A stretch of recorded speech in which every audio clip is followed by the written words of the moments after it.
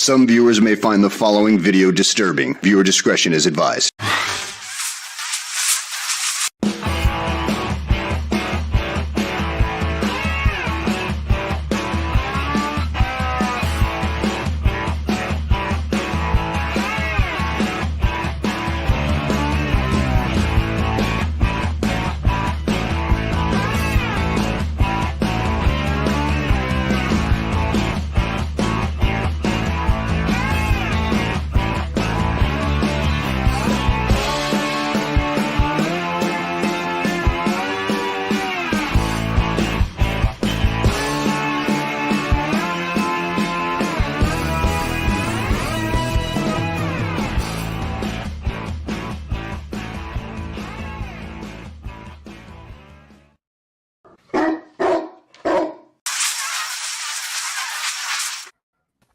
It's 4 o'clock in Chicago. It's 6 o'clock in Dallas, Texas. And it's 7 p.m. in Atlantic City, New Jersey. Hello, everybody. I'm Mad Dog DeCipio, joined as I am. She's back for another night. Amelia, the Pitbull Chapman. Why do you keep showing up? Because you keep inviting me. Why do you keep to me? Because you keep inviting me and Anita likes me. I like you. You can stay for a little bit. So we've been up to, kid. Not much, just trying to make sure that I avoid the rain. Yeah, right. Exactly. This weather's crazy here. Yeah. You know what it is? It gets so hot. It gets to a point where you can't handle any more heat. Yeah. And I think even the heat gets tired of it. So. Yeah. Well, we're in hurricane season right now, so you can actually time your watch by what time. You live in Florida too. That's right. I keep forgetting you live in Florida. Anyway, Mike Lynch is back with us tonight. He's back. Mike showed up. I expected him to show up. I thought for sure you were going to quit after last night. No, I'm still here. All right, beautiful. How are you, Mike? What's happening, kid? Oh, doing okay. Busy day, but here I am. Brother, I have to tell you something. We get a fair amount of mail on this show. Quite a bit, actually. People like you. Oh, they tell us that you're very knowledgeable. I got a lot of this in our emails. I didn't know that. oh, I didn't know. Where does Mike Lynch get his info from? I didn't know that. I'm going to go look it up. This is the kind of stuff we get. well, good. I'm glad they're going to do that. That validates what we're saying. We're probably going to get more of that tonight. Yep. Also, Okay. we got send me the link again to the Alcatraz shows. They sent me that information. Oh, Oh. absolutely. Oh, for sure. Yep. Absolutely. Okay. Oh God, yeah, we're going to promote Mike's. But at the end of the show, because don't forget, Mike's going to be with us tomorrow night as well. 'Cause tomorrow night's the big one. Tomorrow night is going to be what we used to call in the wrestling business a Donnybrook. Okay, and the Donnybrook means all bets are off, all hell may break loose. Batten down the hatches and Katie bar the door over there. The main event. Yep. It's going to be a good one. It's certainly going to be a contentious one. I can tell you that. When last we left off, we were breaking this down into 3 parts. We did Who Wrote the Bible last night, and that was fascinating because there were things I didn't know. Not much, but there was a few things I didn't know last night. Tonight, we are going to venture into what some people might consider forbidden territory. But we have to go there because we are journalists and we are investigative reporters, and that's what we do. We have to question. And I don't think God minds us questioning. I think God would be angry with us if we didn't question. So tonight, the question is, did Jesus really exist? And Mike Lynch, is there physical proof of Jesus the Christ? That's the first question. I'll start off with Mike. The easy question for you.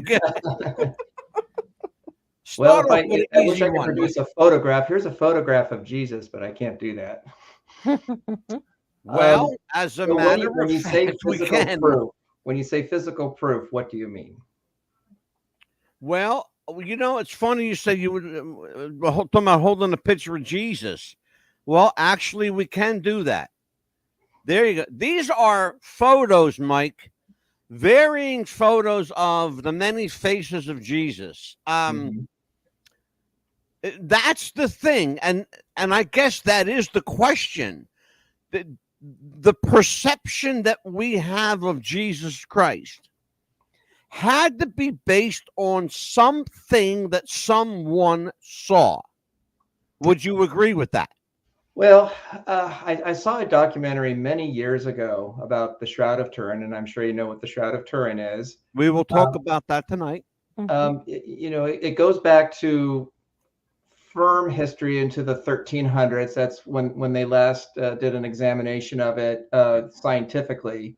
The DNA on the strands that they chose for the shroud go back to about the 1350s thereabouts, and they said it's not authentic because obviously it was in the Middle Ages when this item was supposedly created. But there are stories that go back hundreds and hundreds of years before that are not as strongly chronicled. There are allusions to the Shroud of Turin, right? And the most famous part of the shroud, of course, is the face of Jesus. And there was a photographer, an Italian photographer in the 1890s, who took a photograph of the shroud, and he realized when he was looking at the negative, that's where all the detail was. It wasn't in the positive that we can see, but in the negative that it really comes to life. And those are the pictures that you see on the internet or in books or documentaries. And it's that face that you can see that many people believe that is sort of the template of our modern version of Jesus with the long face and nose and long hair. Yeah. That it really goes back to the shroud, most likely, if it did exist, say for 2,000 years, or at least, long before the 1350 date that we have. So that's sort of a competing theory of where did we get the image of Jesus? Well, the photographer that you referred to was actually Father Francisco Pio, Padre Pio. And Padre Pio, upon taking a picture of an image of Jesus Christ, when he looked at the negative, found something very interesting. He saw more detail than he had planned on. And therein lies the controversy of the Shroud of Turin. I am not by any means discounting it. In fact, quite frankly, I will tell you, and I've said this before, I believe that to be genuine. And interesting that Amelia reminded me before we went on the air today that it was exactly 1 year ago today that we did our Shroud of Turin show. So it is quite serendipitous, perhaps, Mike Lynch. It's divinely inspired that you're here. I'd like to believe that God has his hand in a little bit of everything that we do, and I'm sure he does. Given that information, how plausible is it, in your opinion, that this, by all accounts, it's probably a 12 to 14 foot piece of, linen, I guess, if you want to call it linen cloth, yes. And probably, they say maybe 20 inches wide, Mike, somewhere around there. A couple feet wide. Yeah. And so, but it's important. It's very important. The dimensions of this thing are critical because it had to cover a full-size male that was at least 6 feet tall. Yes. Which in itself was unusual. Jesus was considered very tall for the time because they were shorter. Yes. That's why many people believe that he was, divine, because he was such a large statured man. There's a lot to talk about tonight. We're going to be here for a while. Yeah. The other thing we have to discuss is the nature of how much stock do we put in the shroud and how much is just faith. I mean, when it comes down to it, it's faith, is it not? Well, one of the things that's interesting is in the New Testament, there's an encounter where Jesus has with the Pharisees, who were the religious leaders of the time. And they were asking for a miracle. Give us a miracle and we'll believe. And so he says, the only miracle you're going to get is the miracle of I'm just trying to blank. It's not Noah. It was I'm just drawing a blank right now. He was swallowed by the fish. Jonah. Jonah, thank you, Jonah. The miracle of Jonah, that for 3 days he would be in the belly. That's what I'm here for, Mike. Yeah, I appreciate you bailing me out.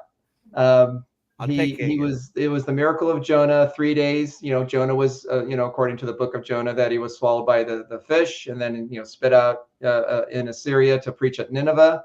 And Jesus says that's the only miracle you're going to get. Well, that miracle was obviously referring to his death on the cross, buried for 3 days and then rose again on the third day on Sunday. Right. And he's saying that is the ultimate miracle that you're going to get. And if you don't believe that, then you won't believe anything. So Jesus was saying that, he performed miracles to people. He healed people. The Gospels are filled with, miraculous accounts of Jesus doing things. And some people just wouldn't believe. For whatever reason, it was beyond their ability to accept that this is divine, that it's supernatural. And a number of times when Jesus specifically would heal on the Sabbath, which was considered work, and in the Jewish background, you can't do work on the Sabbath, which is on a Saturday. Yeah. And today, many Jews follow that strict code of not working on Saturday. Yeah. They're following the law that God gave them. When he would perform a miracle, they would say, well, you can't be the Messiah because you're violating the law that God gave us. They just couldn't see the miracle for what it was. They were looking at the rules. The Bible, and we were talking about the Bible last night. We're talking about, was Jesus real? The Bible is based almost exclusively, and then really, if you think about it, it is almost exclusively a book of faith from the first page to the final chapter in Revelation. It's largely, what do you believe? Who do you believe? Are you willing to trust? And when we talk about Jesus being a real person, or the possibility that he may not have been, or certainly there are people who believe that Jesus existed, but they question at some level his divinity, his connection to the Godhead. I certainly don't do that because I don't want to get struck down because I'm not stupid. But on some level, we almost have to, Mike. I think we almost have to question the existence of Jesus. Am I wrong about that? If I am, please tell me. No, there's an example when Paul was evangelizing. He goes to a town of Berea. Okay. And he's preaching Jesus. He's preaching from, like we were talking about yesterday, there's the New Testament, Old Testament. Mm-hmm. So for him, he's preaching from the Hebrew Bible, and he's pointing out examples from the Hebrew Bible of prophecies of Jesus that are sort of sprinkled throughout all of what we would call the Old Testament or the Hebrew Bible. And he would say Jesus fulfilled all these prophecies in his life and death and resurrection. Many hundreds of times. Hundreds of prophecies were fulfilled by Jesus. And so when he preaches this to the Bereans, it says that they examined the scripture to see that it was so. And Paul refers to them as noble-minded. He's complimenting them that they're not just taking Paul's word for it. They're saying, okay, Paul, we're going to examine this. We're going to question you. We're going to challenge you to make sure that everything you're saying is true. And he commended them for it. So that tells me it's okay to question, and if you really are sincerely trying to find the truth. Amelia, questions from Mike Lynch. I believe that Jesus was a real person because know that he was put down here as human to bleed, like a sweat, and of course also be here as well. And also with the Last Supper, do you believe that Mary Magdalene was in the Last Supper photo as well as everybody was seeing? Well, are you referring to the Last Supper by Leonardo da Vinci? Yes, the one that was painted. Yeah, I mean, I think you're sort of alluding to the blood of Mary, that she, that she is the cup of Jesus. The whole Dan Brown book that he wrote, about which was actually based on real work. He didn't invent that story when he wrote his book, Right. The Da Vinci Code. Mhm. I had actually saw a documentary before long before the book was written and the movies came out, about some French researchers that said that Jesus married Mary Mhm. Magdalene, and that their ancestors or their great grandchildren are living Yeah. in France somewhere, kind of a thing. So this is not a new idea. That was just Da Vinci's interpretation of the Last Supper. I mean, there's so many things wrong with Yeah. that painting. I have a that are of his question right. time. Mm. I have a question right there. I'm gonna Amelia. I'm sorry, but I'm gonna piggyback off of your Yeah, question, please, and I'll because I know you throw it would. right back to you. Mhm. I'm gonna throw it right back to you. I don't just want to piggyback off of this just for a second. Mhm. Mike, do you believe in that photo of we say photo, that painting, The Da painting. Vinci's The Last Supper, Mhm. by the way, which is in dire need of preservation and restoration. It is absolutely decaying at It a rapid rate. And I would Mhm. hate for that to just vanish. Yes. But do you believe that is John next to Jesus as the traditional story goes, or is that Mary? Because that looks feminine to me. It does. That does not look like John the Divine or John the Younger, as they called him. It doesn't even look male. That looks like a female next to Jesus. By virtue of the fact that you could look and they're actually touching hands. Mhm. Well, If the you only look real at it, they're touching description that hands. we have of the Last Supper, as far as people were seated, comes from the Gospel of John, where Right? he refers to himself in an indirect way as the disciple who loved Jesus. That's how he identifies himself. Yes. And he was the one that was leaning against Jesus at the Last Supper. That's the only placement that we have of the disciples is from John. The others Right. are there, of course, but it doesn't tell us where they were seated. But of course, it's a small room. It's a very low table. You're sort of reclining Yeah. on the table. It's a very, it's only like a foot tall. It's very short. Mike, I did a show. Well, Mhm. Amelia, I guess it Yeah. was about a year, about Yeah. this time. about a year After ago. that, after we did that, yes. Yeah, and we did a show on the Last Supper. And the entire show was based on Mhm. the Holy Grail. painting, Mhm. the perception of the Last Supper. Yes, we did. And one of the things that was a real bone of contention was that's not John. No. Nobody that we spoke to that night said there's no way that's John. That's a woman. Yes. We can still argue that point, but we know that historically, we know based on the evidence, the scripture, the historical accounts, we know that the Last Supper did take place. Jesus was there. His disciples were there. So we can say in that regard, yes, Jesus absolutely was a real person. He actually existed. Here is the quagmire. Mhm.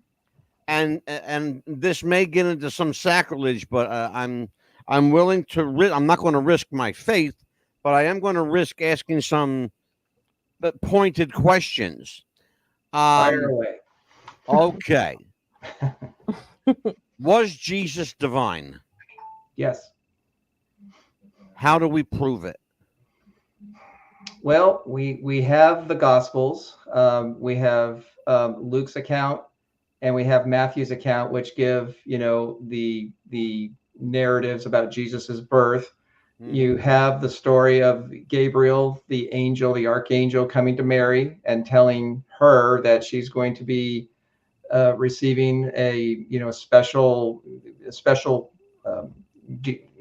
she's going to conceive Jesus via the Holy Spirit. Right. And we talked about last night that there's the Trinity, Father, Son, and Holy Spirit. It's Sure. the Godhead, the three in one God, three personalities. Right. However that works, we don't understand that, but that's how God self describes. That's another show, brother. Yeah. So So Jesus was born of the Holy Spirit. You know, the Gospels make that very clear.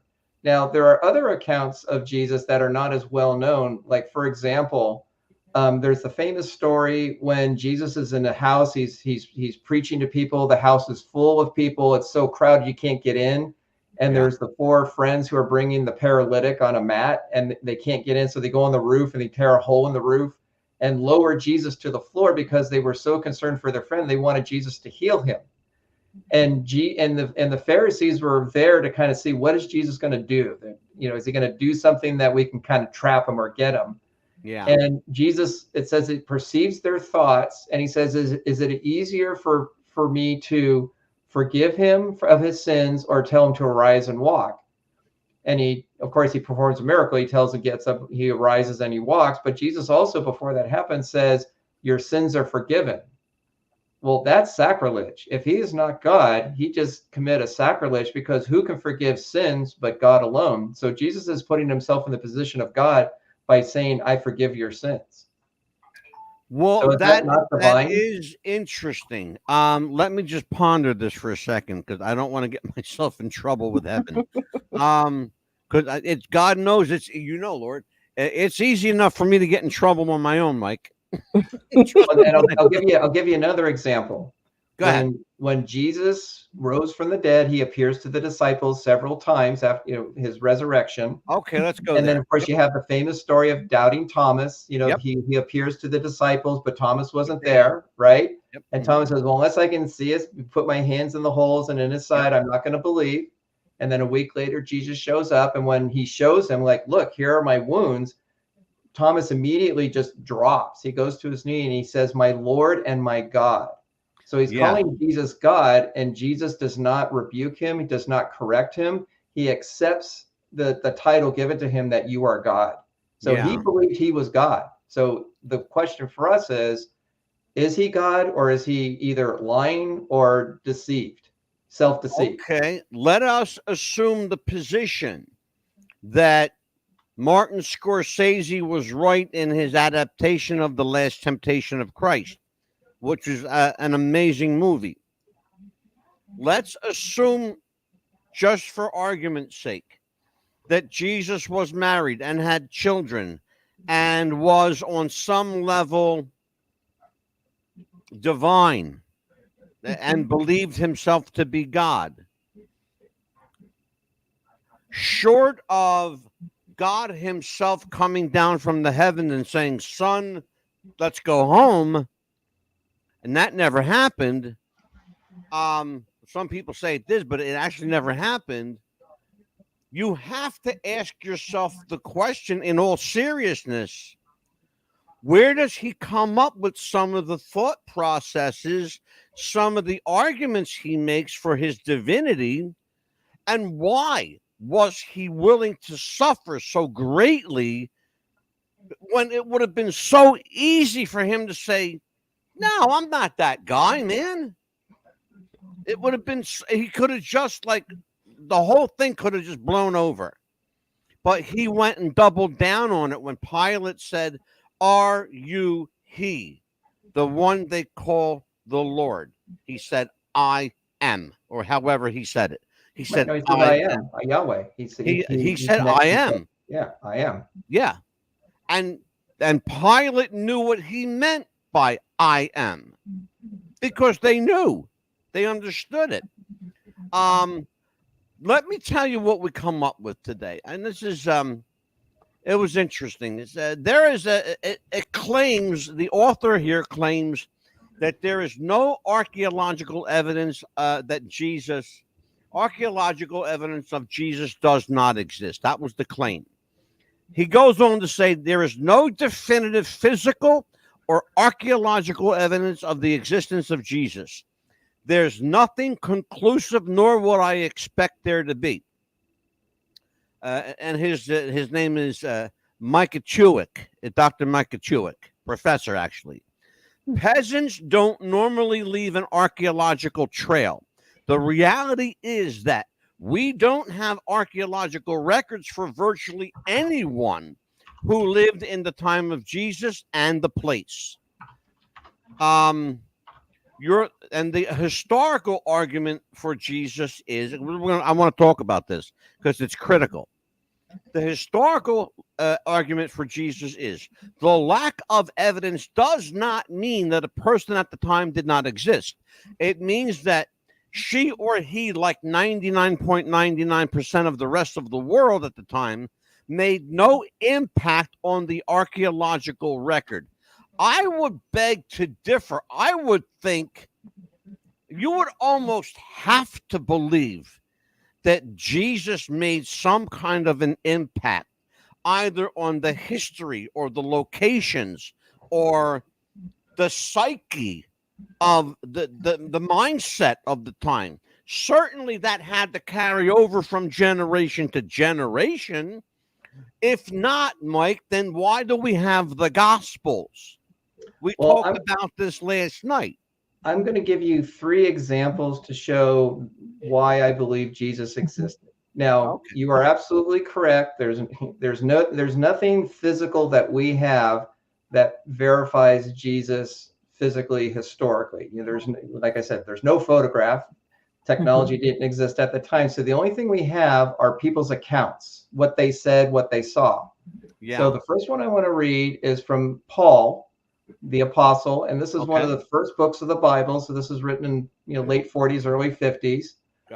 And this is in 1 Corinthians 15, and I'll start in verse 3. It says, "For I handed down to you as of the first importance, which I also received, that Christ died for our sins according to the scripture, and that he was buried, and that he was raised on the 3rd day according to the scriptures, and that he appeared to Cephas," which is another name for Peter, the apostle, "and then to the 12, so the rest of the apostles. And after that, he appeared to more than 500 brothers and sisters at one time, most of whom remain now, but some have fallen asleep," which is a reference for death. Yes. So when Paul was writing to the church at Corinth, he's saying he appeared to Peter, then to the 12, and then to 500 people at one time. Now, these letters that Paul wrote were open letters. They weren't hidden. They weren't, put in a cave and nobody could see them. They were very open documents, and they were copied and sent to other churches. Yeah. And so Paul is saying there are approximately 500 eyewitnesses who saw Jesus after he had risen from the dead, who could testify, yeah, he died and I saw him. So that's testimony from all. So if anybody would say that's not true, they can come forward and say that's a lie. Yeah. I'll give you another example. Now, these are, many people, of course, the Bible is going to say that. People can say, yeah, they're for Jesus, so they'll say anything to make their point. Well, there are actually extra biblical sources that refer to Jesus, which means this is coming from outside the Bible that are talking about Jesus. Yeah. And the first one is from Josephus, who is a very famous Jewish historian. Yep, Flavius Josephus. Right. He was Jewish, but he was working for the Romans, and he was writing histories. He was a historian. Yeah. And this is his most famous account of Jesus that he wrote, and I'll just read it to you. It's very short. Yes, sir. And he's writing this at around the year 100. Mm-hmm. And he says, so this is about 70 years after after he had died and rose into heaven. It says, "Now there was about this time Jesus, a wise man, if it be lawful to call him a man, for he was a doer of wonderful works, a teacher of such men as received the truth with pleasure. He drew over to him both many of the Jews and many of the Gentiles. He was the Christ, and when Pilate, at the suggestion of principal men amongst us, had condemned him to the cross, those that loved him at the first did not forsake him, for he appeared alive again the 3rd day, as the divine prophets had foretold. These and 10,000 other wonderful things concerning him, and the tribe of Christians, so named from him, are not extinct to this day." So you're getting some very strong parallels to what Josephus is saying around the year 100 to what the gospel writers are saying, in the New Testament. I'm going to read one more. This one's a lot shorter. It's from Tacitus, who was actually a Roman. This is in approximately 115. So this is about 15 years after Josephus's account. Yep. And Tacitus was not a friend of the church. He is opposed to Christianity, and this is what he writes. He says, "Christus," that's how he's referring to Jesus, Christus or Christ, "from whom the name had its origin, suffered the extreme penalty during the reign of Tiberius, at the hands of one of our procurators, Pontius Pilate, and a most mischievous superstition, Christianity, thus check for the moment again broke out not only in Judea, but even in Rome. So Tacitus is saying Jesus was a man who started this superstition in Judea. So in any historical record, I mentioned this yesterday, for something to be considered true or correct or historically valid, you get two independent sources of information saying exactly the same thing. And I gave you Josephus and Tacitus, and they're both saying that Jesus was alive, and they described accurately what Christianity is about. Therein lies the problem. As you read the passage from Flavius Josephus, I have the same passage here, and it says, did Josephus really write this? Most scholars think that the core of the passage originated from Josephus, but it is widely agreed that the passage was later altered by Christian editors, possibly between the 3rd and 4th century AD. Would you agree with that being plausible? Yes, I think it is plausible. That is, the information we have from, 2000 or 1800 years ago is scattered, and we don't have a complete picture. So that is possible that they sort of seized on Josephus and sort of added to it. But I will say this, that there are 39 extra biblical sources of information that refer to Jesus that are outside the Bible. So you can throw Josephus out and saying, okay, it's been tainted, it's not accurate. But there are, like I said, the Titus one is very clear about who Jesus was and that Pilate had crucified him. And then there are other sources that also corroborate the New Testament in many different ways. So get rid of one, you got many, many others that say Jesus was a man, he was alive, he was in Judea, he started this religion or superstition that the Romans didn't like, and they were persecuting the Christians.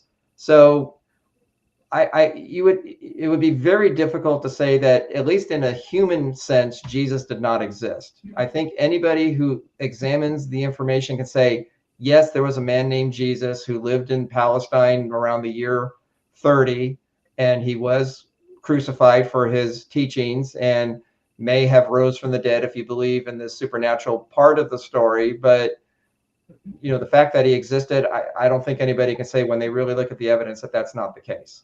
Yeah.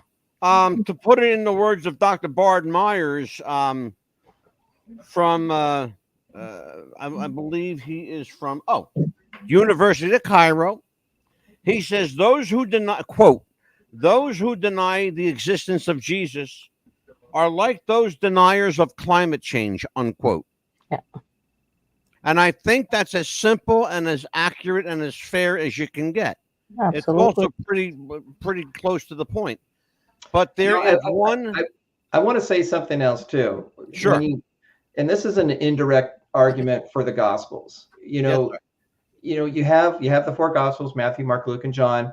They refer to people, they refer to places, they refer to geography. And if those things are inaccurate, if you said let's say one of the epistle writers say, oh, it really wasn't Pontius Pilate, it was this other guy that was the governor at the time of Jesus. Right. Well, then you can question the gospel because that information is incorrect. Yeah. And so you can go and you can validate the information of all these historical pieces of information that they're claiming happened at the time of Jesus. And if that information is accurate, if the people, places, geography, they're quoting from the Old Testament, the historic or the religious practices of the time when they would go to Passover, when they would have the Feast of Booths and other kinds of things that they had to follow as Jews, because all of Jesus' followers were Jews. Right. I mean, the early church was Jewish and became Gentile later. Right. At least if that information is accurate, then the claims that they make, at least you have to say, okay, I have to at least concede the point that could also be accurate as well. Why would it be accurate in one area and completely wrong in another? Well, that's a valid point. Absolutely. Absolutely. I'll tell you what, we are going to continue this right after this break. We will be back from our friends at Shopify. Jess wanted to start a business when something surprising happened. Today, I'm going to teach you how to crochet. She started crocheting, like a lot. and her friends noticed. Jess, you need to sell those. So she signed up for Shopify and started building her business. Yes, I love that. And after a lot of hard work, this happened. Oh my gosh, I just made my first sale! You see, every day, hundreds of businesses get their first sale on Shopify. We got a ding! And the next could be you. So when you're ready to bring your idea to life And become your own boss. build it on Shopify. America's Best Podcast on the record. This is the Mad Dog. She is the Pitbull, and we are joined by Mike Lynch. WWTF Radio, BRS Global around the world is live and in person.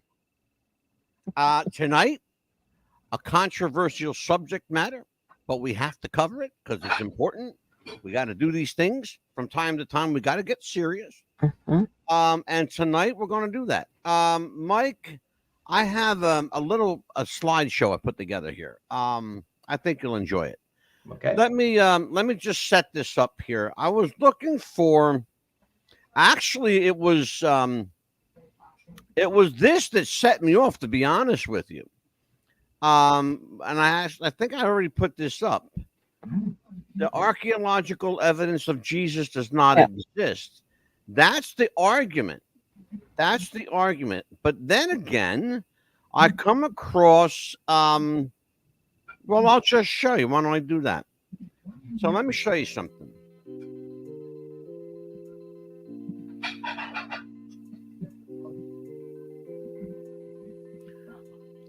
This was discovered in 1998. Wow. There are two photos of it. It is the ossuary of the family of Joseph, Mary, James, and Jesus of Bethlehem. This is one shot. Here is the other. Here's my question, Mike. If in fact that is the ossuary of the biblical Jesus, James, Mary, and Joseph, then the whole resurrection story flies out the window, does it not? Yes, it does.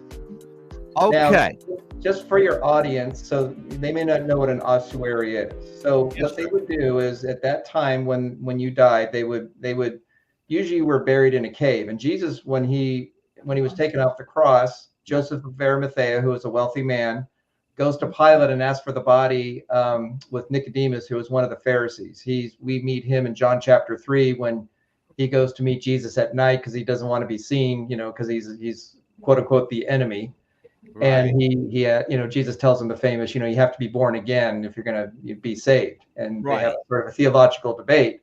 So the two of them go to Pilate, ask for the which was a big risk. I mean, Jesus was an enemy of the state. He was executed by the Roman government. Mm-hmm. And for them to openly say, we want Jesus's body so we can bury him, is showing that their allegiance to Jesus. And they could have gotten in trouble for that. And so they showed great courage going to Pilate, because they could have had them crucified as well as being, working with him to supplant, Rome and Caesar, because that was the accusation made against Jesus, that he was claiming to be a king and, he's challenging Caesar's authority. So anyway, so they asked for the body and they buried him in Joseph's tomb.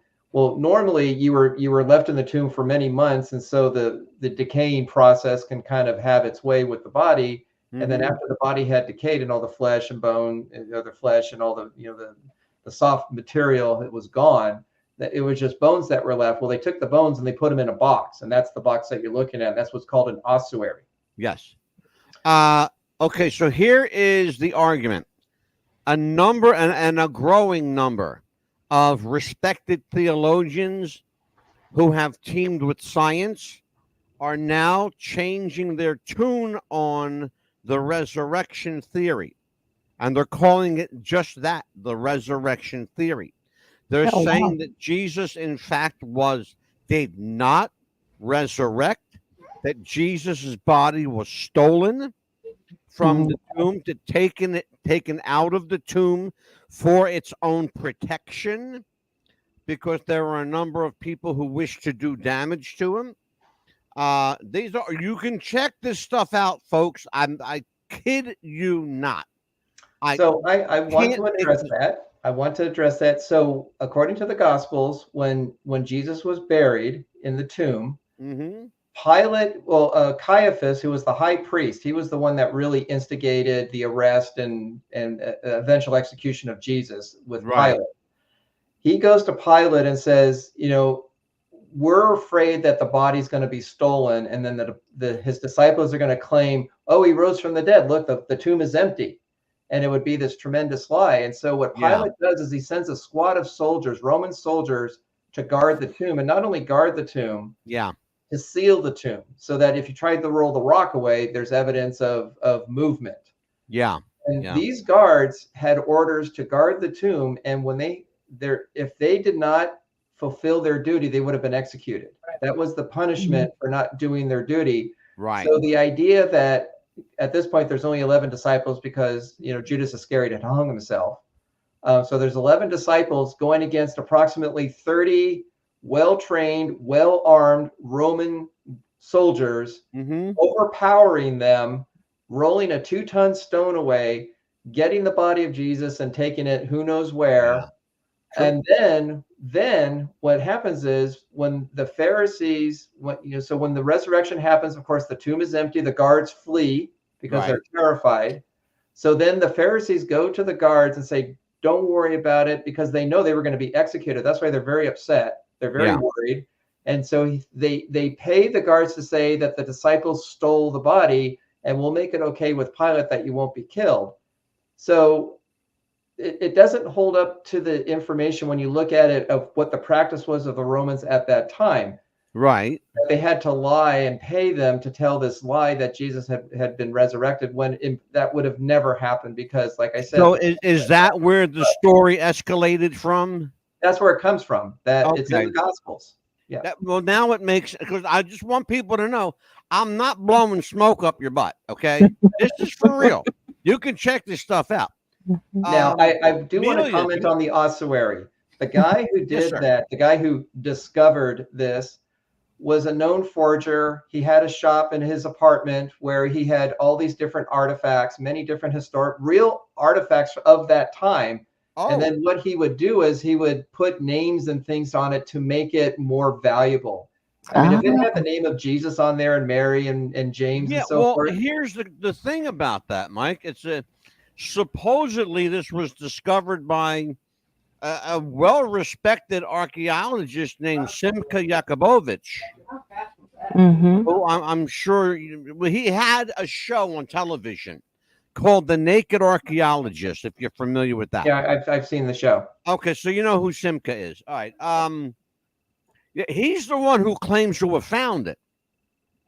Okay. I have seen documentation to show that the person who supposedly procured this box changed it. That when they were looking at, there was a name. That. I don't doubt that whatsoever. There were some names on it, and then he added some names, and that there's differences between the names. And it's a very common practice in archaeology. When you add something to it to make it more valuable, you're going to make a lot of money. So it's really fallen into disrepute. I don't think most. I mean, there might be some believers, but most I don't think are. Like the Holy Grail, for example, they said it was a gold cup decorated really nice that Jesus would have drank out of. And we know at the time it would have been maybe a wooden bowl that they would have drank their water from. Now, the Holy Grail, we believe rumored to have been a child of Jesus named Sarah. Well, that's one of the, can I jump in here? Oh, please, that's one of the arguments being made, that the Holy Grail was not, in fact, a chalice or a cup. Correct. That the quote unquote Holy Grail, if there was such a thing, exactly, that it was a child. Now, by the way, the story of the Holy Grail, just so you know, there's nowhere in the Bible that talk about a Holy Grail. That story was perpetuated by the Templar Knights, and so just so you know your history. It was perpetuated by the Templar Knights, who said that they were charged with the task of retrieving this precious and holy grail. quote that unquote. Jesus drank out of. Yes, Yeah. correct. But be that as it may, I don't think, I'm not going to answer for Mike on this, but I think it's a lot of BS, to be honest with you. Let's continue with this. Okay, Mike, are you familiar with this at all? Proof that there was another place, verified proof, by the way, that there was another place called Bethlehem? This I've not heard. Okay, let me read this to you. Every Christmas, thousands of pilgrims stream into Bethlehem to celebrate the birth of Jesus. It's the major event of every year in the West Bank town, but Israeli archaeologists now say there is strong evidence that Jesus the Christ was born in a different Bethlehem, a small village in Galilee, about 100 miles north of where pilgrims gathered. Shepherds still guide their flocks through green, unspoiled hills, and a few give notice to tucked away village within the odd-sounding name. It's called Bethlehem of the Galilee. But archaeologists who have excavated there say there is simple evidence and ample evidence that this is the Bethlehem of the Bible and the Bethlehem of Christ's birth. Quote, I think the genuine site of the nativity is here rather than in the other Bethlehem near Jerusalem, says Ovaram Oshri, an archaeologist with the Israeli Antiquities Authority, which has excavated the area extensively. He stands on the side of the road now that cuts through the entranceway to the village, and it was construction of this road that led to this discovery. As they were turning the ground over, Mike, to build this road, they came upon this archaeological find. Your thoughts about this? Well, like I said, I've not heard this theory before. I do know that the traditional Bethlehem outside of Jerusalem is just a few miles away, small little town. That's where David was born. And of course, Jesus is also referred to as the son of David. So that's probably why they had it there. And of course, Joseph and Mary were from Bethlehem. You know, when we have the gospel accounts where they had to go back for the census, they go to Bethlehem, of course. Because that's where their family was from, and that's where they had to be taxed for the Roman Empire. I'm not sure how that would change anything if it was one Bethlehem versus another Bethlehem. I think the headline of the story is that the Messiah has come, not where he stayed. Well, here's the question I have. Is it 6 of one, half a dozen of another? Does it really matter? I don't think it really matters. Because it's more about that. I'm good with that answer. Yeah, it's like, okay, maybe we got it wrong. Who knows? But if it's another Bethlehem, well, it's still Bethlehem then. Well, exactly, right? Let's take a look at this, Mike. Okay, now this here, if you want to know what a crucifixion looks like, this is a small sample. This is an actual spike through an ankle bone. Even many thousands of years later, it still looks painful to me. Yes. And it goes right through. Take a look at this stuff. It's pretty stark. All right, let's get into some speculation here, Mr. Lynch. Sure.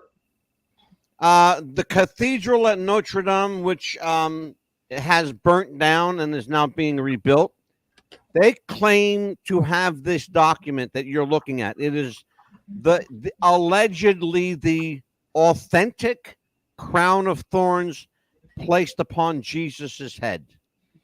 Your thoughts, my friend? Well, I will say this.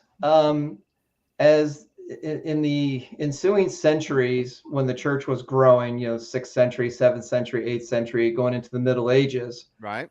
For a church to be considered a church, you had to have some kind of a connection to the apostles, disciples, the early church fathers. Yeah. And so the way that they did that was through bones, hair, pieces of the cross, the crown of thorns, the spear, things like that that connect to the Gospels in some way. Right. And so they had to have a relic of some kind. This is the finger of John the Baptist, or this is the foot of so and so.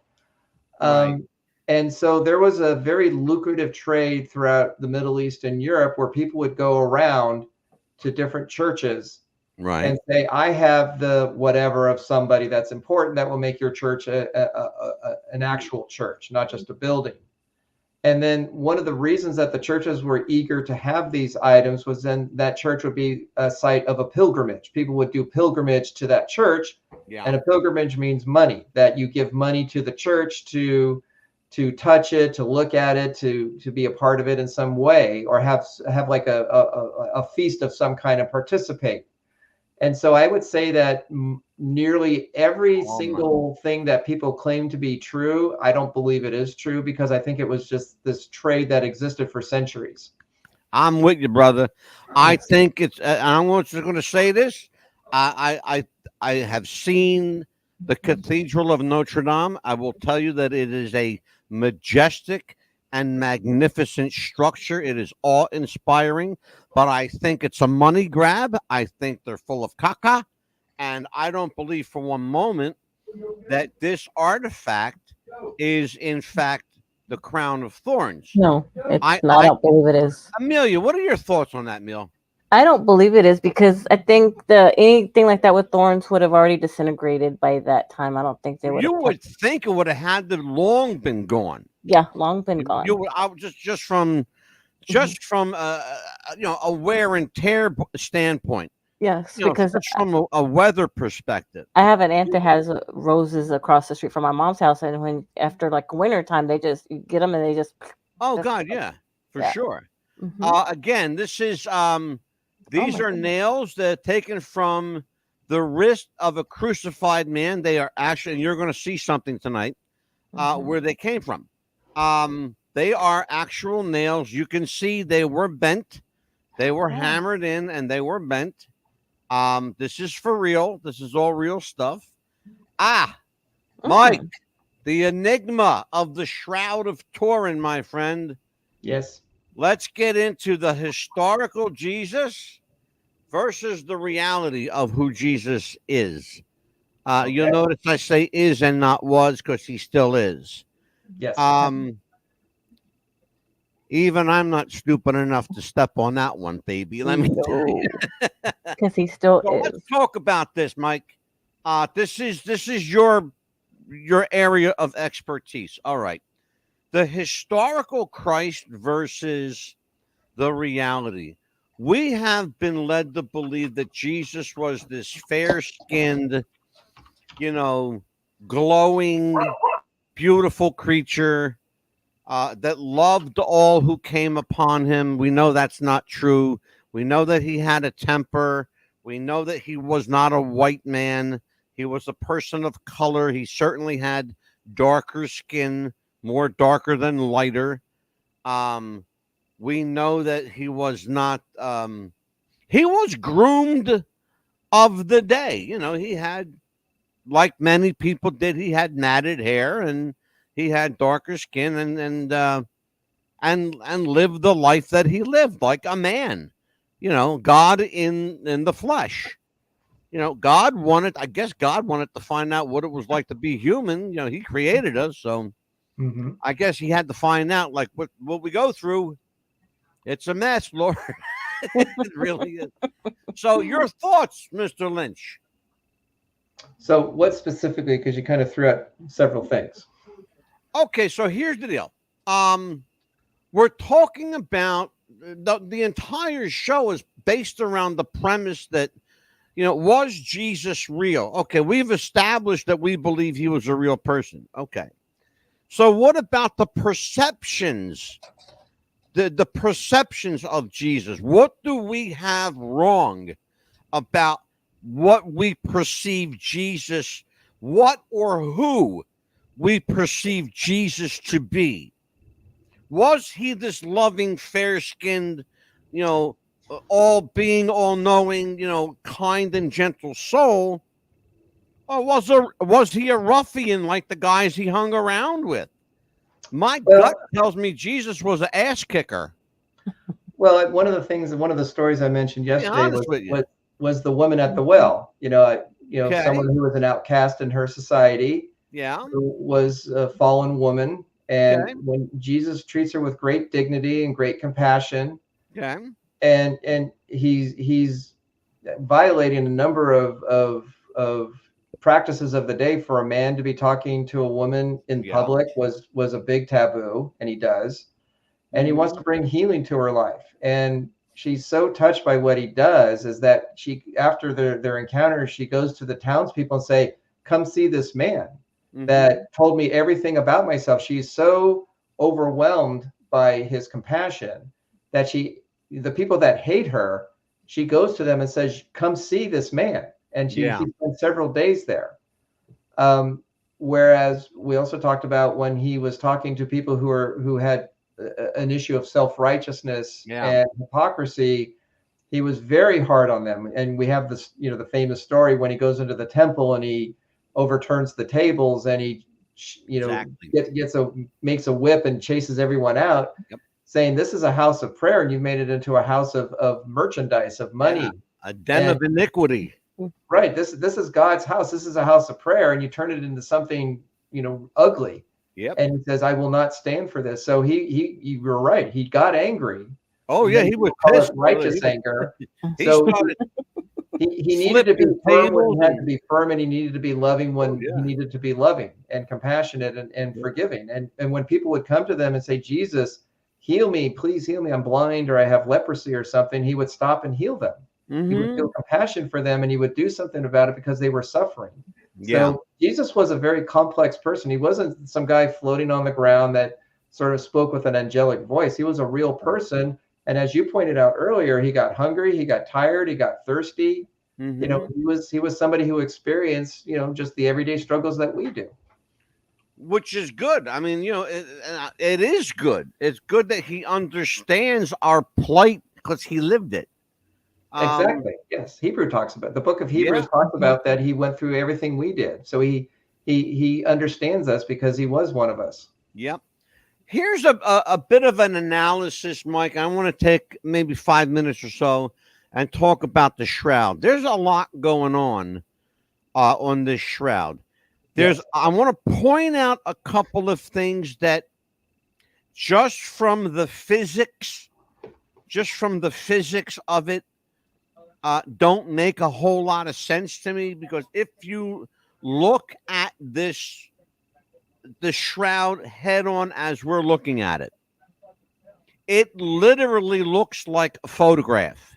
Yes, it does. Yeah. Okay. And there are two reasons given for that. Number one, those in favor of the resurrection theory will say that the resurrection was tantamount to a burst of energy coming out of the body of Jesus. Yes. Those against the resurrection will say it was a finely crafted forgery by Da Vinci himself. Okay.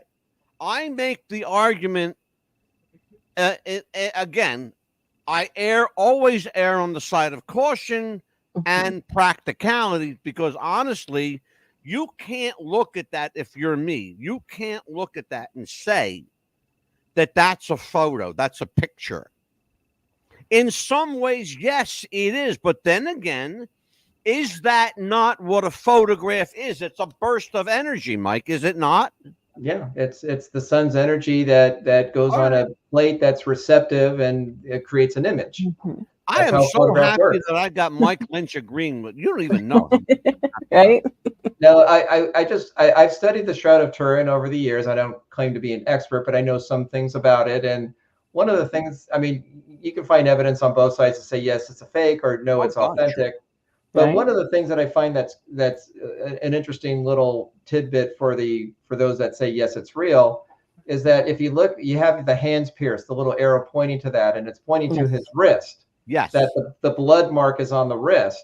Right. And if you look at, if this was done in the 1350s thereabouts, well, you know, obviously it was the Catholic Church was very powerful at that time. They were commissioning works of art, paintings, sculptures, things like that. And whenever they had depictions of Jesus being crucified, even to this day with the crucifixion, it's always his hand, in the palm of the hand, the nail goes through there, and then he's suspended on the cross. Well, physically, that's not possible because the weight of a person, it would tear. Oh my God! It would rip your hand right off. Right. Yeah. Right. However, it would completely shred your hand. Right, but if you put the nail in just above where the wrist is, exactly, it can hold the weight of a human body. Yeah. So this person, if it was a forgery, they were going against the modern practices of the palm crucifixion versus a wrist. So the person who did this knew anatomy, that the weight of a body cannot be held, but if it was in the palm. Well, you can clearly see with no compromise, you can clearly see that the wound mark is absolutely on the wrist. In fact, it's a bit above the wrist on this part of the forearm right here. Right. That's where you sustain the weight. That will hold your weight. Right. The human body is a remarkable thing. The other thing, and you can actually see it even at this distance, you can see the line of the crown of thorns that was on his head. The other thing you can see, and you're going to see it clearly in a moment, you can see the coins on his eyes, and they were Roman coins with the mark of Pilate on them. And I'm going to show you that right now. But here is the full scale front and back. And look at the back, Mike. Look at the stripe marks. Right. The scourging. On the back. This person endured some serious torture. I think it was like 120. It was more. I'm sorry, Amelia. Go ahead. I think they said it was like 120 wounds visible. At least. Oh my God, at least. Yeah.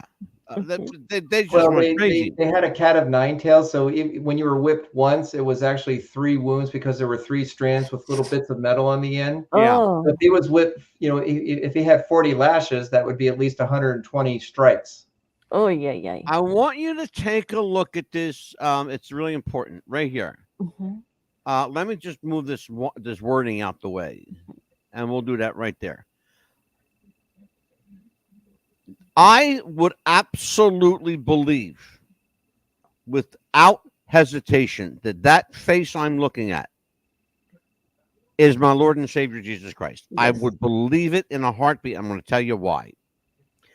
Look at that man's face. He's absolutely haggard. He's worn. I mean, think about what you're looking at here. You're looking at a guy who has all but, at this point, all but gone to heaven, okay? Because he's still in this physical death phase, all right? Look at his eyes. There are coins on his eyes. Look at his mouth and his cheeks. That's a mustache. I don't care how you slice it or dice it. That's a beard. That hair is matted and there's blood in his hair. There's that white that you see, that's blood. That indicates liquid. Everywhere you see white indicates liquid. This man that you're looking at was beat unmercifully. Tell me what you see over here, Mike. What do you see that I don't? No, I see exactly what you see. That, you know, you see the head wounds. One of the things that you can also see a little bit lower are on the arms. There's the trickle of blood, and they're at different angles. It's not just one angle where the blood is dripping down his arms. It's different angles suggesting movement, because when you died of a crucifixion, you died of asphyxiation. That by being suspended on a cross, your chest would slowly cave in. It would compress, and it would compress against your heart and your lungs, and you had a harder time breathing. So the only way you can breathe was to push up with your feet, which was terribly painful because you have these spikes in your feet. And you had to push up, and you're shifting your position to do that, to draw in a breath, and then you sort of collapse back down against the cross again. So again, the artist knew that there was the movement of the body because the trickles of blood on the arms were at different angles. Well, people don't understand that most people who died from crucifixion died long before the injuries and the wounds killed them. They died from lack of breath. Right. They died from asphyxiation, from suffocation, essentially. And that's why in the gospel accounts, when it was the Passover was approaching, and they would be considered ritually unclean if you were still committing a crucifixion during the Passover. That's why the Roman soldiers were told to break the legs of the two men with Jesus, the two convicted criminals, so they can no longer push up to draw breath, and they'd asphyxiate faster.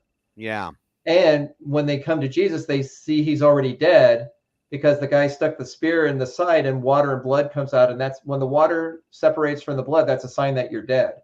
So he knew instantly that Jesus was no longer alive, and he didn't have to break his legs, which fulfills a scripture. I believe it's in Isaiah that talks about that none of his bones were broken. We are looking at what some people believe is the authentic tomb of Jesus. I have a problem with this in some regards because as I'm searching and doing my research for the show, I found not one, not two, but 3 tombs, Mike, all claiming to, and you know where I'm going with this, sir. I have found 3 tombs, all that claim to be the authentic tomb of Jesus. Now, let's talk about that one, Mike Lynch. One of the things that concerns me is that there was one Jesus. He had one life. He died. He was resurrected, and he lived with the Father forever. Okay, so now we got that straight. Okay. But he could only have been buried in one place, right? Yes. Joseph of Arimathea, as I understand, gifted the family his personal crypt, his vault. Okay. So we know that historically. All right. Here's the problem, though. If you take a tour of Israel, they're going to take you to 3 different places where Jesus was buried. Well, where was he buried? You've got that location. You've got the Holy Sepulcher, where they say that he was buried there, and that's a task getting into that thing. You gotta be like a gymnast to get into this place, folks. I'm serious, Neil. You gotta like crawl underneath the thing to get your head under to see the rock. Mike, am I lying? Please tell me.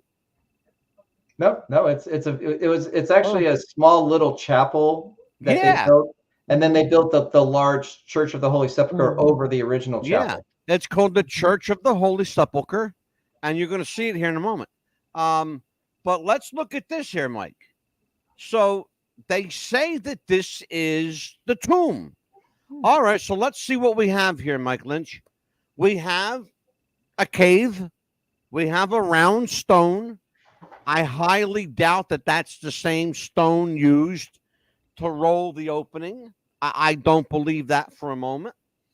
Because the other tomb I saw had a much larger stone, and it even had a little track that the stone rolled on. That was pretty fancy, that one. And then the next one I saw outside of the Church of the Holy Sepulchre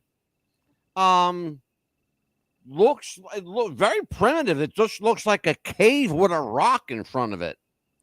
Mm-hmm. Of all the 3 that I've seen here, well, that I've seen, not here, of course, the one with the rock in front of it looks most plausible to me because it looks very antiquated. It looks very old.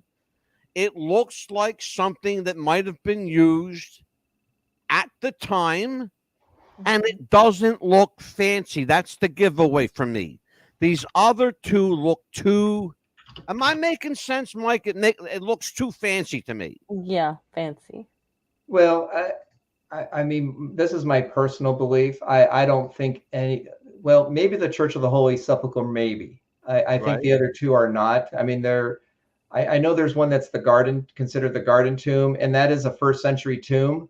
Yes, and that's the one I'm talking about. Yeah, it gives us an idea of what the tombs look like at the time. Was it the tomb of Jesus? Most likely not. But you can say, okay, at least I can get a picture of what it would be like to bring in a body and lay it on the, on the little place where you can put the body when it was decaying, and you can put on the herbs and the linen and so forth, all the practices that the Jews adhered to at the time.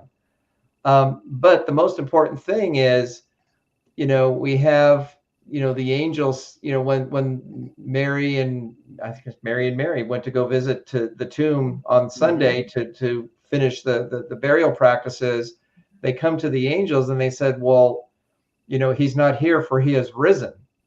That is the most important thing. It's not where was Jesus buried. Yeah, I mean, it'd be great if we knew exactly where it was, but for the angel to send a message from God to say, it's not the empty tomb that's important. It's that Jesus had risen. He had conquered sin and death. That's why he came to earth that's why he was sacrificed. He allowed himself to be crucified on the cross so that he died for the sins of humanity. So in essence, if I'm hearing what you're saying, it's like we spoke about before.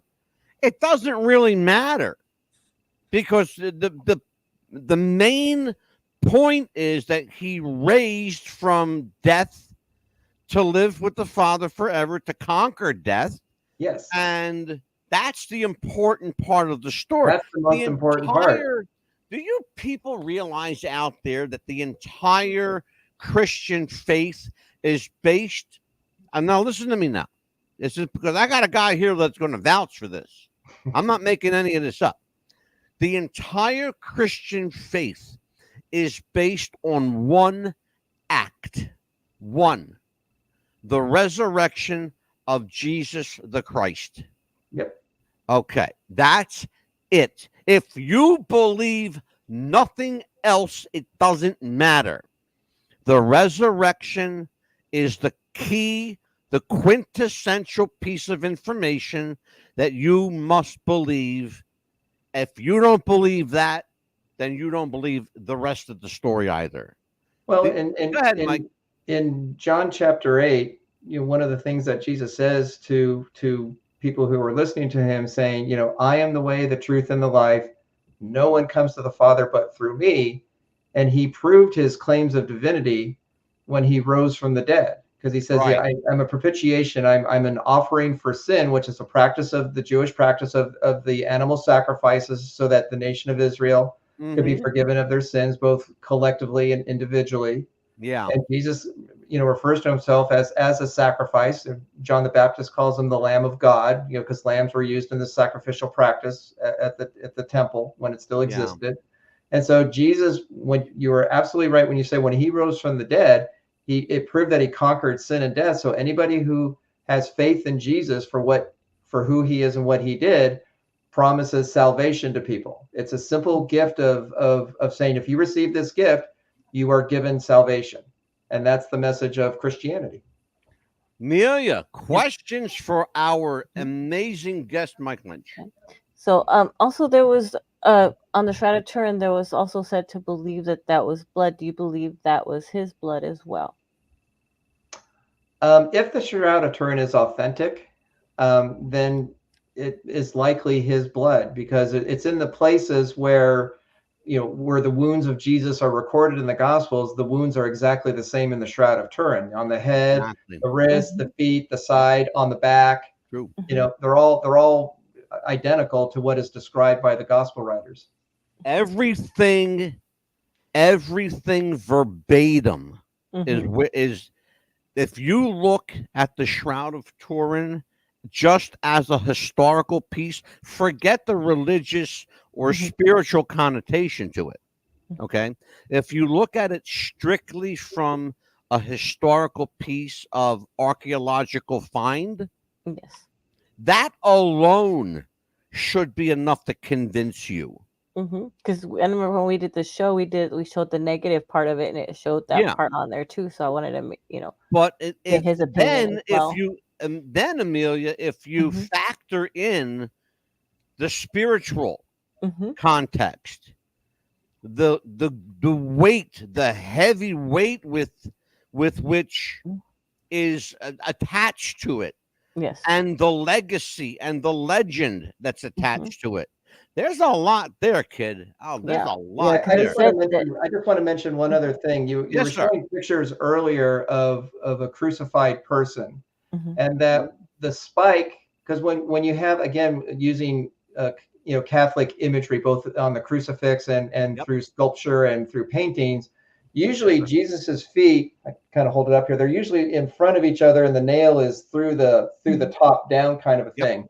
Well, they've actually found two crucified men, and they have identical wounds on their heels. That the feet are not together like this, but they're actually straddling the piece of wood that's holding up the crossbeam, and that the spikes are going in through the side. They're going in through the heels. And there's an interesting verse in the Bible. It's in Genesis chapter 3, verse 15. This is after the fall of man. In the garden, God tells them, don't eat from the fruit. You're going to know sin and death. Adam and Eve do it anyway. It's called, the fall or original sin. And God calls all three to account. You have Adam, Eve, and the serpent or the devil sort of, accounting for what they did. And God says this, very interesting. He says, and I will put enmity or division between you and the woman, and between your seed and her seed, and it shall bruise your head, and he shall bruise you in the heel. So it's saying there's two seeds. There's the seed of the devil. There's the seed of God that's coming. The Apostle Paul makes this claim that Jesus is the seed that God refers to back in Genesis. But that there's going to be an event that's going to happen where Satan is going to be bruised in the head, or it's going to be a mortal wound against Satan. But Jesus is going to be wounded in the heel. And that's describing crucifixion, because that was the spikes in the heel that they used to crucify, their victims. So I find that an interesting description of a crucifixion going all the way back to the Garden of Eden that we have in the archaeological record. You're actually going to see a crucifixion here in a second. Watch this. You are looking at the actual remains. These were dug up. This is how Jesus died. Extremely rare evidence of Roman crucifixion uncovered in Italy. And this article was from the Times of Israel. I want you to take a good look at this. I want you to see where the hands are. If you look, the hands are in front, just like Mike described. The hands are in front like this. Okay. And let me see if I can get a better shot here.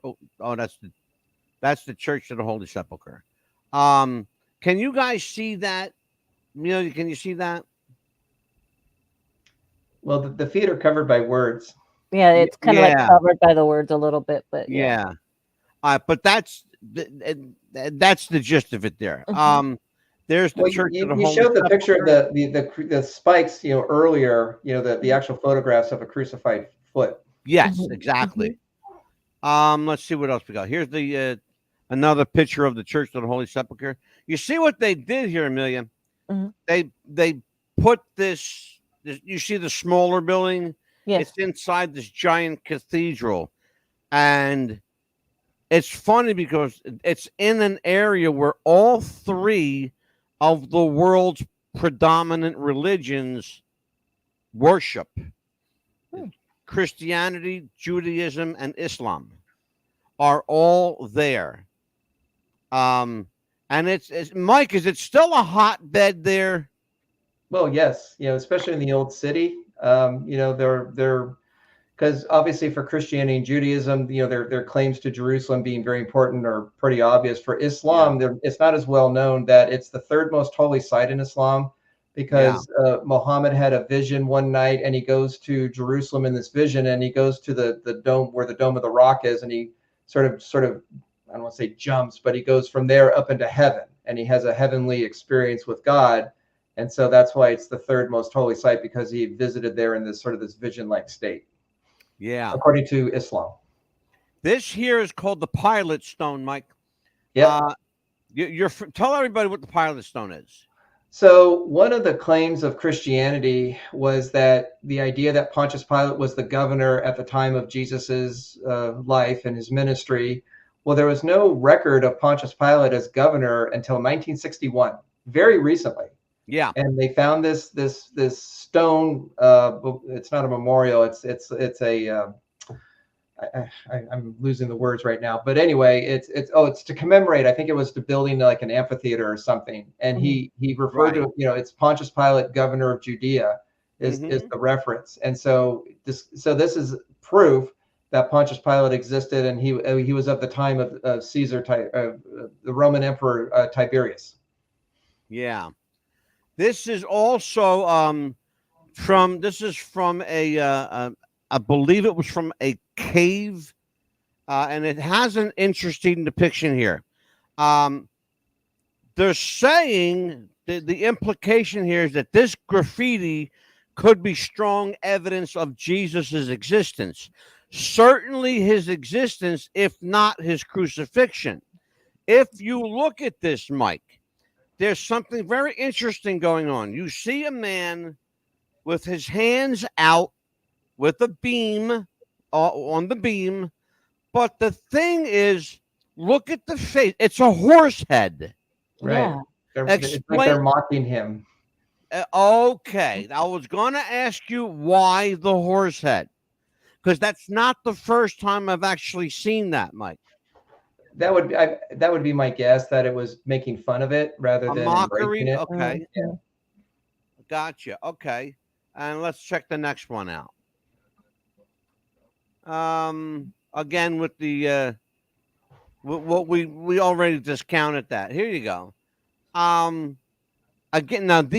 These were some 200 years after Jesus' crucifixion. The earliest, and they're calling them the earliest images, and 200 years after the crucifixion of Jesus. I don't know how you want to define time. I guess, it's fairly recent. 200 years, I guess, was recent. Yeah. In that, I don't know. I guess I guess it was. But if you look at what we're depicting here, it certainly looks like a crucifixion. What do you see there, Mike? I see a centurion. I see a man in a box. I see someone here carrying what looks like, and I don't know, another. I don't know what it is. What would you want to call that? Well, I'm reading the little title here, and it seems to be the story of the man who was paralyzed. We made that, we were describing that earlier, that, he was brought in by his friends and he was told to walk, and he takes up his pallet and walks. Oh, I got you. That's what they seem to be saying, that it's a reference to that story. I got you. Okay, that would make sense to me then. Okay, good. I put this up here, and I wanted to ask you if you have any knowledge of what they're talking about. I don't know what this means. It says high-tech test shatters claim ancient inscription is first century proof of Christianity. Do you have any idea what this tablet is or what they're talking about? No, I am not familiar with this one. All right, that's not important then, because I just found it interesting. And then, of course, they have a piece of the Dead Sea Scroll that talks about the existence of Jesus. It says the Messiah. What's that say? The Messiah was supposed to overthrow the enemies. And so, if you're going to make up a Messiah, you'd make up a powerful Messiah. You wouldn't make up somebody who was just humiliated, tortured, and then killed by his enemies. I don't know about all of that. What do you say? Well, the Dead Sea Scrolls. It was a community in Qumran in the Dead Sea, south part of the Dead Sea area, and they saw that Judaism was very corrupt, and siding too much with the Romans, and they saw themselves as sort of like children of light. That God was going to have this galactic battle against all the evil in the world. Yeah. And only the pure righteous people were going to be saved from this great calamity. And they existed from about 150 BC until 70 AD when the Romans came and destroyed the temple and burned down Jerusalem. And it's believed that they had the Hebrew Bible and all these different texts that they had, that they hid them in the caves and to retrieve them later. Well, they never got them back. Either they died in this battle against the Romans, or they just left them there. Anyway, that's what that's about. Okay. Said Jesus may not have been divine, but he was real. So whether you believe that Jesus was divine or not, the evidence points to the fact that Jesus was a real person. Proof like the Pilate stone, written sources from Jewish and Roman authorities establish the existence of many people and places mentioned in the Gospels. While the followers of Jesus had an incentive to claim he was divine, their writings also come from people who met the real Jesus when he was alive. And it goes on to continue. Mike, is that in and of itself enough, or do people always need more? Well, I think it goes back to what you said at the beginning. You have the evidence, you have the proof that you're looking at, you have the Gospels, claim to be eyewitnesses, and it's what you do with it. Do you believe that this is all true and you base your life on this, or you reject it? Even people in Jesus's own day, some believed and some rejected it. And it just comes down to, do you have faith or do you not have faith to believe that this is true? And it's an individual decision. Right. These are the many faces of Jesus, historical perceptions of the face of Jesus Christ. If you're looking at this, and I want to point to the upper left-hand corner, that is what almost every scholar refers to as what Jesus would actually look like. And if you take that photo, and interesting, you can do this, if you take that photo and compare it with the Shroud of Turin, they're almost identical. So I said that earlier, that many people believe that their common version or image of Jesus goes back to the Shroud of Turin. Because it's very similar. Of course, there is Jesus, there is God. Tomorrow we will talk about the existence of God. I want to leave everyone tonight with something interesting I discovered. Mike, I want you to comment on this if you feel you're able. Okay. Let's take a look. Jesus really revealed the name of the Antichrist? I will report the facts. You can decide.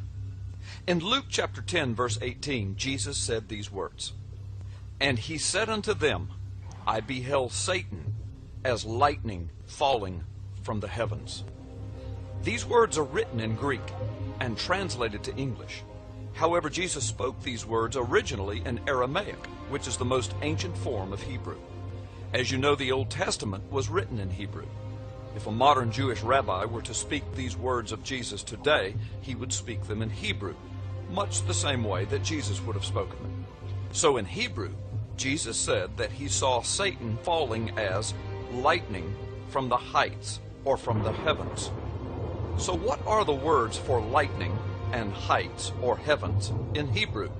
From the Strong's Hebrew Dictionary, word number 1299, a primitive root word meaning to lighten or lightning or to cast forth, the word is barak.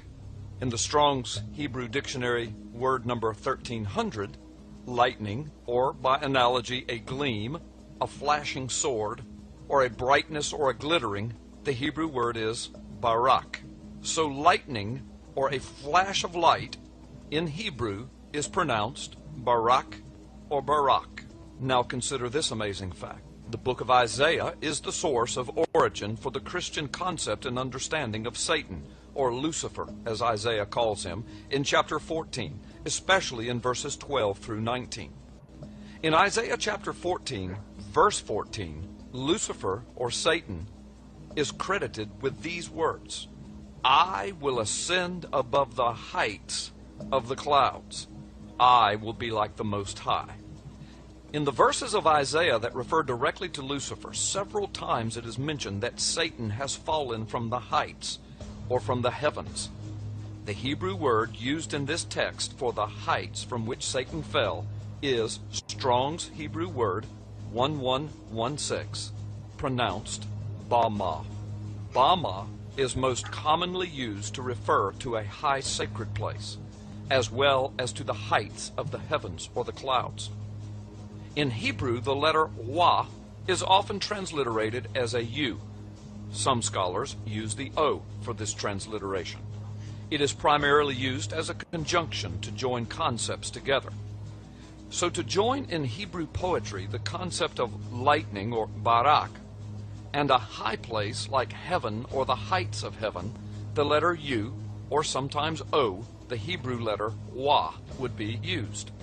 So, Barak O Bama, or Barak U Bama, in Hebrew poetry, similar to the style written in Isaiah, would translate literally as lightning, and the heights, or the heavens, or lightning from the heights of the skies, or the heavens. The word Satan is Satan in Hebrew, a direct translation. So back to Jesus' prophecy in Luke chapter 10, verse 18. If spoken by a Jewish rabbi today, influenced by the poetry of Isaiah, he would say these words in Hebrew, the words of Jesus in Luke chapter 10, verse 18, as, and I saw Satan as Barak Ubama. Did Jesus reveal to us the name of the Antichrist? I report, you decide. Okay. Say you what to that? Wow. Interesting coincidence. I don't know Hebrew well enough to comment on that. It's Although certainly, well, you can certainly speculate. You can he's offer not your power opinion. anymore, so I don't know what he can do of a supernatural nature when you're just a public, It is kind of strange, though, isn't it? It is kind of strange. I suppose, there are people even now, ladies and gentlemen, there are people that are taking Donald Trump and saying, yes, Donald Trump is in the Bible.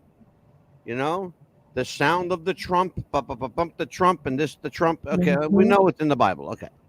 But look, you can make a case for anything if you want. I put that on there as kind of a head scratcher. I don't know if you really had an opinion on it. I was hoping that you would.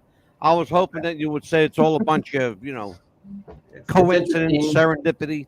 We'll see. It's certainly interesting for sure. Amelia, since you don't know what's coming up next week, Amelia, I have to tell everyone. My turn to tell everybody what's coming up. On Monday. We are not doing our BS week next week, folks. We are doing on Monday. We are one night of BS, and Tuesday of next week, on July the 29th, 30th. July 30th. My old friend from some years ago is going to visit us again. Her name is Jerry Jewell. You remember her as Jerry on television's The Facts of Life. She'll be with us. Yay. Promoting a new book. And on Wednesday, the 31st, from the television show Too Close for Comfort back in the day, we're going to talk to Jim J. Bullock, who played Monroe Ficus on that amazing show.